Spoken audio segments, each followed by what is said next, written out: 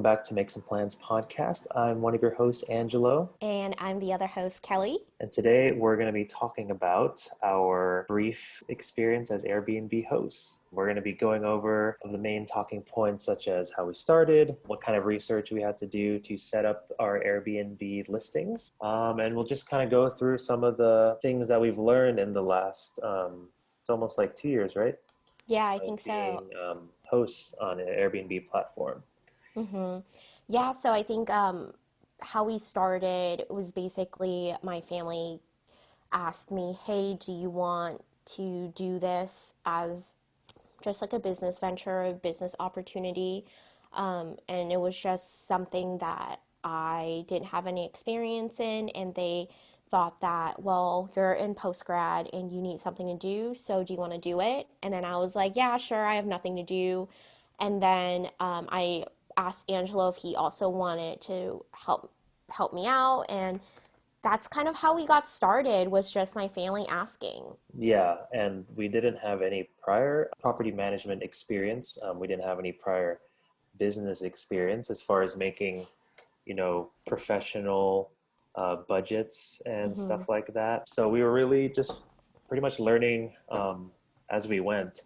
Hmm. So let's kind of talk about what research we had to do to start setting up the Airbnb listing. Starting anything from scratch, you have to do some like market research. And our market Hmm. research pretty much just looked like going onto the Airbnb app and looking at different listings around the area, Hmm. kind of looking at what types of things were characteristic of the listing, such as what type of photos they were taking, what kind of information they included in the listing, and things like that. I think that a lot of times when we were doing market research, it was very much specific to our location and what people were pricing in the area, because we want to be in a competitive market. And because we were new to it, we kind of have to be a little bit below market. And then when we were looking at things we want to incorporate into our listing, we looked at the property type we had, we looked at how the layout was and what we could basically offer to guests. And I will say that an important thing for market research is to also stay in other Airbnbs. And we have been Airbnb guests for a while, and we kind of understand the concept of it as a guest, but as a host, we didn't have any idea. So when we were going through this opportunity of learning about how to set up listings and whatnot, we stayed in some Airbnbs. We kind of put in what we liked and what we didn't like, and that was kind of how we made our listing. It was like a Franken listing of all the Airbnb places that we stayed at. There are a few things that we liked and a few things that we didn't like. Mm-hmm. Um, for example, one thing that we had to consider was deciding if we wanted to rent out the entire house as Mm-hmm. one cohesive unit, Mm-hmm. or we wanted to rent out each room as a different listing. So Mm-hmm. that'd be, five listings of one bedroom, or just one listing with five bedrooms in it. Mm-hmm. And it really kind of varied around the area, but we ultimately decided to do five bedrooms, separate listings Mm-hmm. each, because we felt that was going to be the best way for us to get people in the door, just because in the area that we are in, we feel that the people that Mm-hmm. we would cater to were kind of like budget travelers and backpackers, Yeah. because that's who we felt we would be able to get in the door the easiest. When we were thinking about which type of travelers we wanted, we knew we weren't getting those who wanted an entire place to themselves, because that was just not our property type. And we knew that people who just needed a place to crash at night and then they'll be gone the next morning were the type of travelers that we wanted. And we just kind of went with that. And it's not that we didn't do an entire listing either. We did, but we just found that the individual listings with the individual rooms just had more traction compared to a whole listing of the unit. And once we knew that we wanted to cater to those types of people, the backpackers and the budget travelers, that kind of influenced where how we were going to build our listing from there. So Mm-hmm. we priced everything accordingly to Mm-hmm. that. So we were on the lower end of what Mm-hmm. other pricing competition was in the area. Mhm. Um, Mhm. so we kind of just tried to minimize the amount of amenities that we could offer, just like Yeah. leaving it to the bare essentials. So, you know, like the shampoo and soap. Mhm. I think we offered like makeup wipes. Yeah, we did. And then most Airbnbs offer towels for the guests to use so that they don't have to bring their own. Obviously, they offer all the bedding and the pillowcases and all that stuff. But beyond that, that's kind of where we started. We didn't really add too much other extra amenities. We added more Mhm. things slowly as we Yeah. got feedback from guests, but that's kind of where we had our starting point. Yeah, and I think that we we do have a kitchen and we give them, the necessities of that, of course, but how we structured our shared space situation Hmm. is is that in the fridge we specifically have little sticky notes for guests, and we want them to write when they were checking out, because some guests, they'll just leave their food for weeks and weeks on end, and because we have so many people coming in and out of our unit that we just don't know if this is somebody that is still staying here or if it's somebody's stuff that's gone for like 2 weeks already. So that was one of those things that we had to make sure that was incorporated as we were going along. Yeah. So talking about more of those things that we added along the way. Hmm. Let's see, I think we added the ironing boards. Yeah, we added the ironing boards. I think it was like after 6 to 9 months that we started, because we realized that there was a need for it. Potential guests were asking, "Do you have an ironing board because I'm coming for an interview?" And I think those are also another type of guests that we were also attracting. And so we just Like added business the ironing people. board. Yeah, business people or people who are coming in for interviews or whatnot. Yeah, so we added the ironing board, and then I don't think we added the luggage rack until it was during the pandemic. We had a starting plan from Mm-hmm. when we first set it up to cater to these backpackers and budget travelers, and you kind of just figure it out along the way what kind of people respond best to your listing, and then you just have to listen to feedback and requests Mm-hmm. that guests have. And if Yeah. you get enough of them, it's kind of an indication that maybe you want to change something and adapt to Yeah. the needs of guests. I was also going to add that we added a full body mirror, Hmm. because even though each room had their own bathroom, the mirror was above the sink, Hmm. and people can't, I guess, see their outfits or see how they look full body. So we added a full length mirror. Hmm. So, the house was built, it was done, and then Yeah. we were tasked with, buying all this furniture. Yeah. That was one of the first things we did along with setting up the listing. Mm-hmm. We had to buy the furniture first because before we took pictures of the place, it had to be all stocked with stuff. Yeah. So why don't we start from where we were just buying furniture? How did we like plan for that? We just had to look at our property type, and then we saw that there were an X amount of bedrooms and we needed to stock all of that. So we made a list. Mhm. Or I made a list. I also made a Google Excel sheet, because it's very important for you to track your inventory and how much things cost just in case of damages. Mhm. So I started a Google sheet, and I basically had what room number it is, and then the type of things that we need. So you need a bed, you need a mattress. With a mattress, you need a mattress protector, and then you need pillows, and then pillowcases, and then bedding, and then comforters. So it's just mostly tracking what you need, and then using that list, we just went to IKEA because we were on a budget, and we knew that IKEA had a certain quality to the furniture items, so we just bought most of our furniture items from IKEA. Yeah. Pretty simple. We spent a few weeks on it, and Hmm. we just tried to make them as efficient as possible. Yeah, and like we mentioned, we were not trying to attract people who were on these like fancy vacations or anything like that. It was just 2, 3 nights out. Hmm. Hmm. Let's kind of talk about how that first experience was for us, starting to receive guests. Yeah, so I think we started placing our listings like 2 weeks before we actually had our first guest come in, Hmm. and we went back and forth. I remember that we had a very difficult time deciding, did we want our listing to look a certain way? How did we want our listing to look? What we kind of concluded was we wanted to put in as much relevant information about the neighborhood, about the space, and how far the distances were to the main city that many travelers were going to. So I think those are like the top things that we really focused on, and we wanted to make the language really clear. And then I think our first guest was just a person coming in for like an interview or something.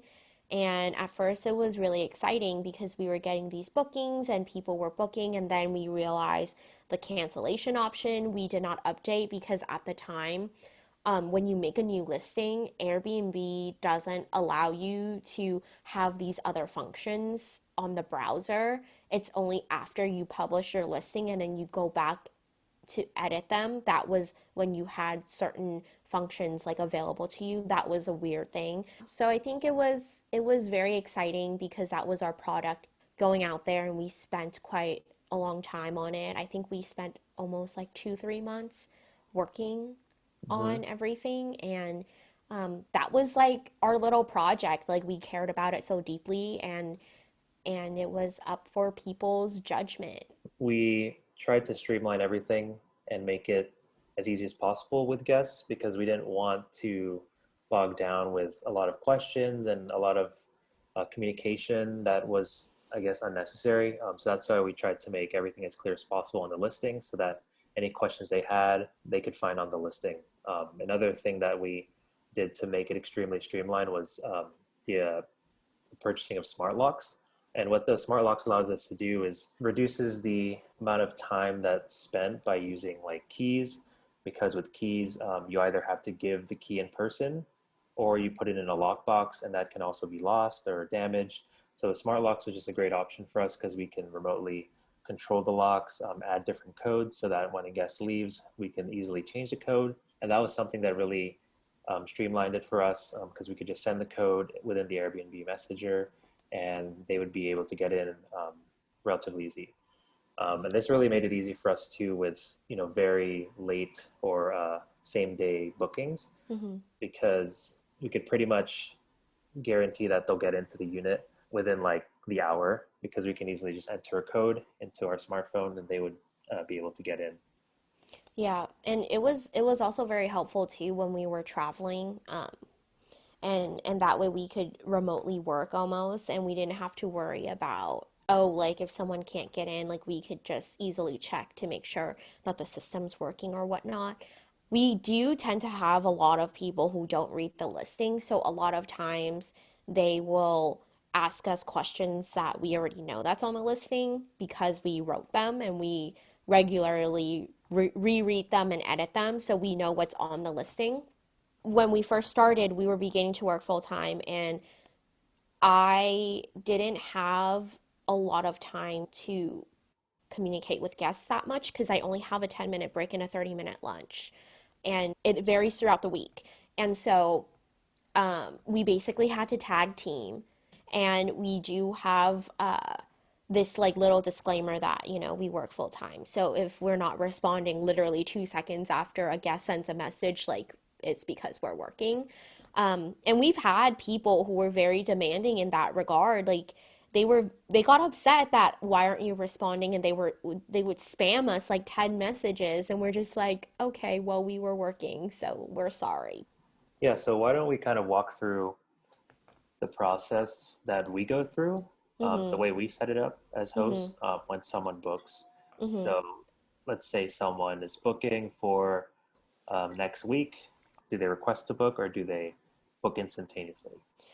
So we have ours on Instant Book, but with Instant Book, we have certain things that they must have in order to Instant Book. I think we have the government ID verified, profile picture. I think all of the checklists that Airbnb gives you, we have that all on.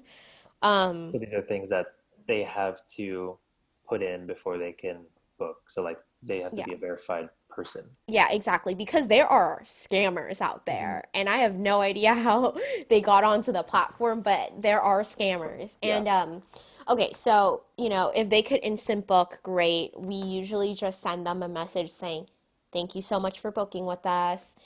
Just to like make sure if this location is right for you because we want you to have the best experience at our place.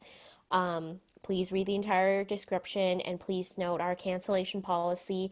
If you have any other questions, please let us know through the app and we'll be happy to answer any questions." Hmm. So we just have that thank you for booking message. And then usually guests don't really contact us until maybe like the day before, the day of, when they are coming to stay. And then usually about a day before check-in we will send them a check-in message with the code and other information that they need about their stay. And then they come in, they stay. Sometimes we don't get any other communication from guests because they're self-sufficient and that's it. And sometimes we do have some guests that need a little bit more hand holding. Maybe they haven't used a smart lock before, which has happened when in 2019 when we first started. And yeah, so I think we just do that. And then when they check out, or the day before they check out, we send them another message saying, "Hey, we hope you're enjoying your stay. Just a reminder, checkout is by, a time.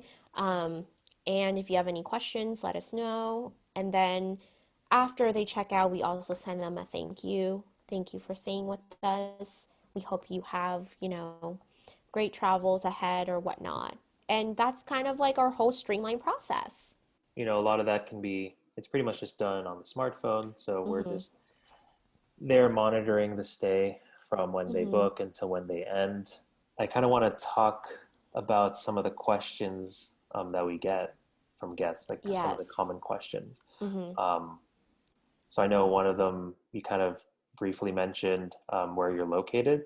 Mm-hmm. And that's a really important question for us because that's something that we had to really explain in depth in our listing that we are not in the downtown city center area Mm-hmm. of the nearest big city that's really the popular tourist destination. Yeah. We're on the outskirts of that. We're actually in the next city over. Yeah. So on top of having that in the listing, we still get people asking us about that. Yeah.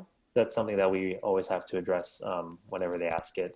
I just want to add on to that too, where on the Airbnb listing, if you scroll all the way down, there is a little pin mark or like a circle of a map of where that listing is located.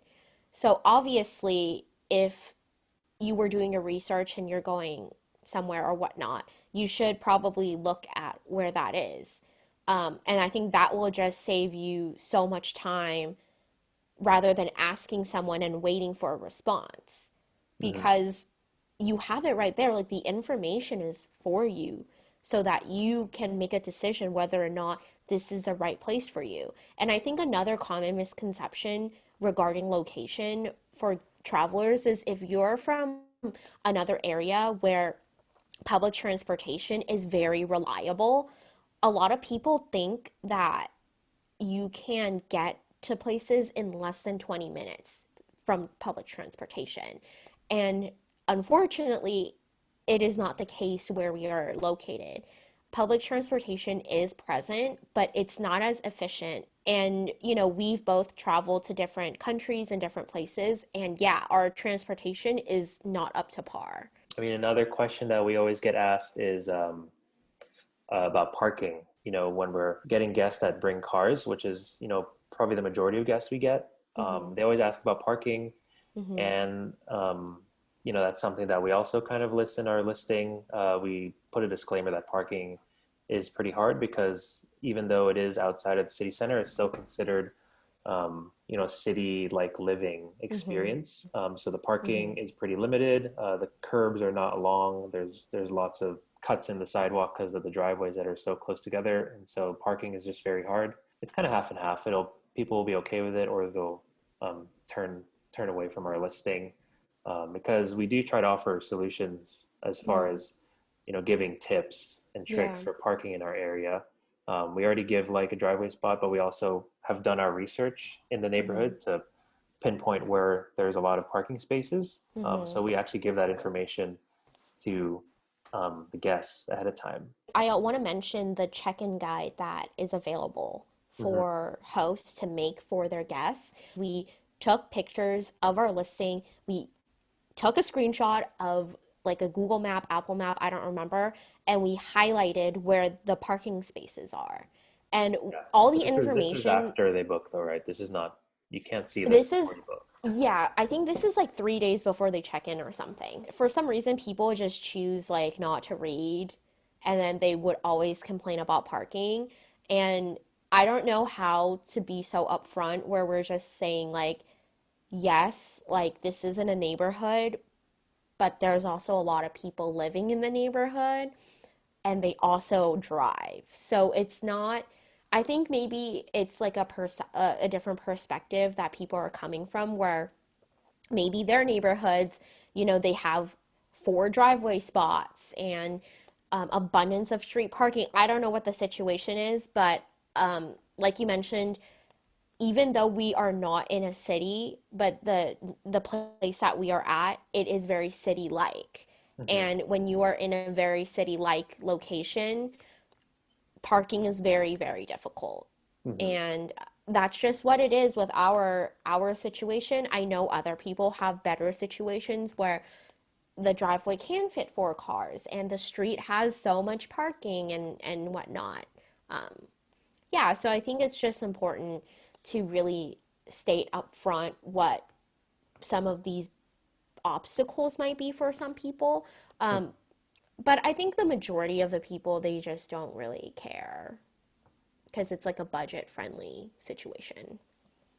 Yeah, and I think that's what we think is fair, and what I hope other people think is fair too, because Mm-hmm. for the price and the location and what we're offering, um, like you said, it's budget, Mm-hmm. so we're not going to be offering like 10 driveway spots and No, like easy access to all the public transportation, and we're also no. downtown and all this stuff. So that's just I not mean, we would love to, like, we would love to be able to move the house for you wherever you want, but like, that's not reality, you know? Mhm. Yeah, Um, and I think like another thing that was so funny, it was just like a comment that we got was we need to buy a piece of land and make our own parking lot so guests can park. mhm. That was one of the comments we got, and I was like, where are we going to buy a piece of land? Like, I'm sorry, but this neighborhood was built in like, I don't know, the 50s, the 60s. Like, there's no other piece of land that we can buy for you. Yeah. I thought that was hilarious, Mhm. but What are some things that we would want new hosts, or maybe mhm. even hosts that are already started, but they're still, moving along the learning curve? I think for me, the number one thing is don't take these things personally. Whether it be reviews, feedback, don't take it personally. It's easier said than done. I take reviews personally because I know that I've put in so much effort and work and making sure that everything is lined up, and it's been a learning process for me to just let it go. What has been really helpful in letting go is just talking about it, just making fun of it almost. When we would get something like ridiculous or not even ridiculous, just like a little comment, I would just, send it over to you, Angelo, and I would be like, oh, ha ha ha ha, like this was never mentioned during this person's day. Like they should have mentioned it so we could have fixed it, or, Hmm. stuff like that. Or when we would get ridiculous things such as, you don't have a blender, so we're gonna dock you stars. And it's just like, I shouldn't be petty about it, but I'm just like, we never offered a blender. There Hmm. was this one time a person was saying, like, you don't have a pasta maker, so it's not worth the value to stay here. And I was like, why would we have a pasta maker? Like, I don't even have a pasta maker at home. Like, Yeah. it's just, yeah, it's just learning to let go. One thing I'd want someone to know getting into this is that it's a constantly changing landscape, like for Hmm. your listing and Hmm. for all the guests that are out there. And what I mean by that is you start your listing out as like we did, catering to budget travelers and backpackers. Mm-hmm.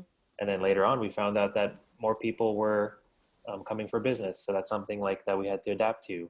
We started buying an ironing board and an iron to cater Mm-hmm. to those business people who wanted to come on business trips. The name of the game is to adapt because people's like needs and wants will change, and you just have Mm-hmm. to quickly, learn those things and change your listing.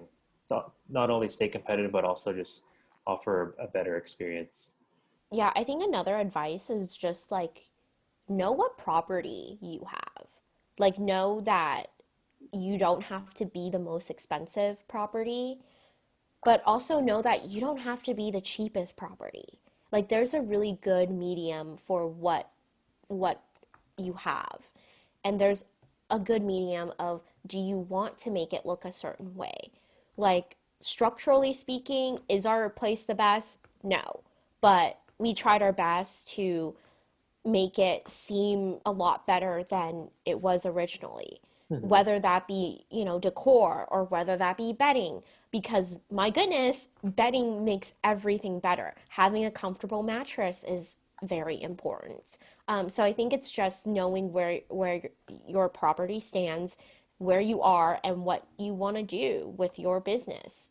Because ultimately, it is a business. And speaking about businesses, I kind of want to address how we have cleaners and how we basically deal with cleaners Mm-hmm. very quickly. So because this is a family business and Angela and I only do the communicating with guests and customer service side. The other side of it, my parents actually do the cleaning. They either work with another cleaner when my mom has to go to work, or that my mom is the cleaner. And then my dad comes in and he does some of the maintenance work sometimes. So it's a very family oriented business. Having the cleaners is, part of the business Mm-hmm. expense, and Yep. it's like kind of another aspect that we don't really deal too much with or haven't really talked Mm-hmm. too much about, actually, because we do, like you said, the communication side and the Mm-hmm. customer service side. There's a whole other side to property managing that's, you know keeping up with the maintenance costs, and that Yeah. includes cleaning the common areas and, you know addressing anything that's broken or needs fixing. Mm-hmm. Of course, there's like, the actual property and building it out and Mm-hmm. doing all the insurance and all things like that. Yeah. Um, That's but like my dad. My yeah, dad takes care of that side. it's more generally related to property managing or just like ownership of housing, not so Yeah. much Airbnb. Yeah, exactly. And we have a cleaning fee, and our cleaning fee is very fair because what we are very transparent about is that what the guests or travelers pay is how much the cleaners get. We don't deduct from the cleaners like pay. We recognize our cleaners are very beneficial and they're very important to this type of business, and we want them to get paid well. And because of them, our listings have always been very high up ranked as being very clean. And I think that's one of the side of business that people need to consider is if you are hiring someone to do your cleaning, make sure you pay them well. Make sure that they're taken care of because that's what people want. They just want to be appreciated for their work. The one question we want to ask ourselves is, do we think it was all worth it? It's so hard. It is like so hard because it is like my family's business. Like this is my parents' income basically because my parents they work minimum wage jobs for a very long time, and this is like the first time that it's above minimum wage. It supplements their income. I think to my parents, it's very much worth it because it alleviates a lot of financial stress. But I think the stress that comes with running it it's a different level. Um, I it's it's just hard for me to say like, is it worth it financially? Yes, I think it's worth it financially. But do I see myself doing this personally for the rest of my life, I don't think so. So in that regard, I don't exactly know if it's worth it, like in the end. I don't know. So Mhm. yeah, that's Yeah, I think it's worth it. Airbnb, for as much issues that their software has and how many bugs and glitches it has, and then the customer service is um, famously poor with mm-hmm. Airbnb and hosts. Um, Yeah. I think it's a pretty nice thing to have at the Mm-hmm. disposal of property owners because it allows them to create unique experiences, for their property, and it allows them Yeah. to, put their property on a platform that costs them no money or subscription fee. Of course, there's, Mm-hmm. the, what is it called? I think it's like a service The fee. the service fee, just Yeah. just to help them basically, Yeah. keep the software running. But for the most part, you don't have to pay anything, upfront or out of pocket. So I think Mm-hmm. that's really nice that there's an option out there. Let's say we had another house that we Mm-hmm. had. Mm-hmm. What do you think you'd want to incorporate? If I had it my way, Yeah, I let's want to say do it that way. themed like apartments. Like I want to do themed stays. I've seen people do like Harry Potter themed or Friends themed. I want to do something that's themed. Like I know some people are like, "Oh, why would you want that?" Like some of the merchandise is expensive or whatnot, but like wouldn't it be so cool if you stayed at a place that you have watched or read or experienced like at a theme park or something? I think that that's like something that I would totally be into. I definitely want to make it nicer than what we're doing now. Um, Yeah. I would actually I'd want to make it like more homey feeling, Mhm. because the way that our place is set up right now, just purely for guests, it's very like stripped down, and we don't have many things that make it look like it's lived in. I think Yeah, having, but like we like the minimalistic style. I think like a very totalitarian yeah. style. So what I would want to do next is like make it more homey, make it more lived in, because I really enjoy the Airbnbs that we go to that it's like you're just staying Mhm. in their guest room, and like literally Yeah. there's the host that's working from home and that person's right there, and then their dog's in the living room. Just kind of Mhm. trying to inject some of that feeling into the another Airbnb would be pretty cool. But Yeah. that's not something we're doing right now. I think that pretty much wraps up our first episode on Airbnb. We hope to make more of these episodes because we do have about 2 years of experience. So if you have any questions, anything specific, please leave them in the comments or let us know on our Instagram. It's AK Venturous Life. You can find us there. And that is it. So thank you so much for listening and watching,